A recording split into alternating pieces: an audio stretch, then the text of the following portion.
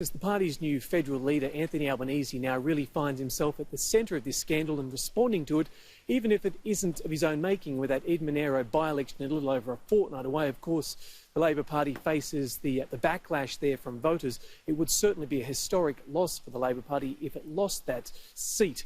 Of course, there are many questions to be answered now for the ALP, specifically around Anthony Byrne, the Labor MP and the Deputy Chair of the Parliamentary Joint Committee into Intelligence and Security, the nation's most powerful committee.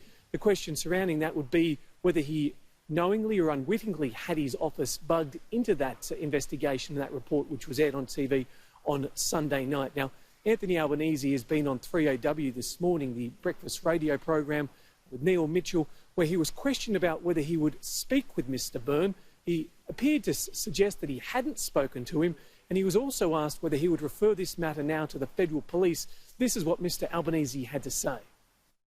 One of your backbenchers is potentially, in a very sensitive position on the Intelligence Committee, has potentially had his office bugged, both with video and tapes on the phones. And would you call in the federal police to ask the federal police to have a look at that?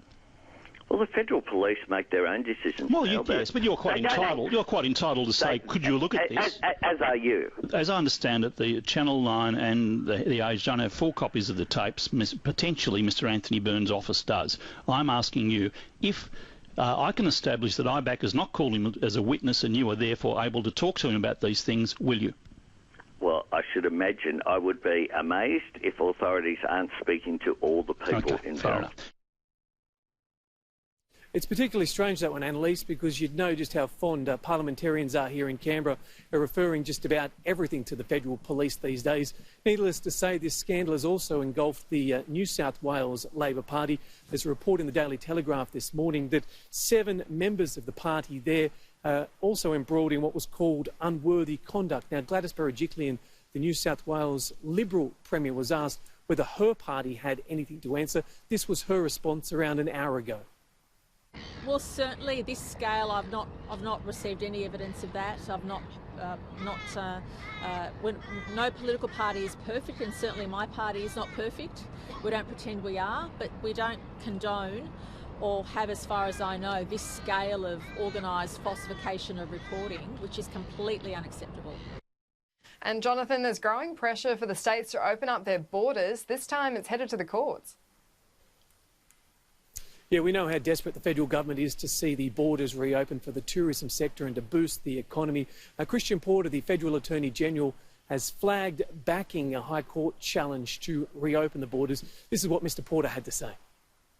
There have now been relevant notices filed with the High Court which indicate that the Commonwealth Government will be intervening in the cases that argue that the border closures are not lawful or unconstitutional. Our argument is that they are no longer lawful or constitutional, the border closures.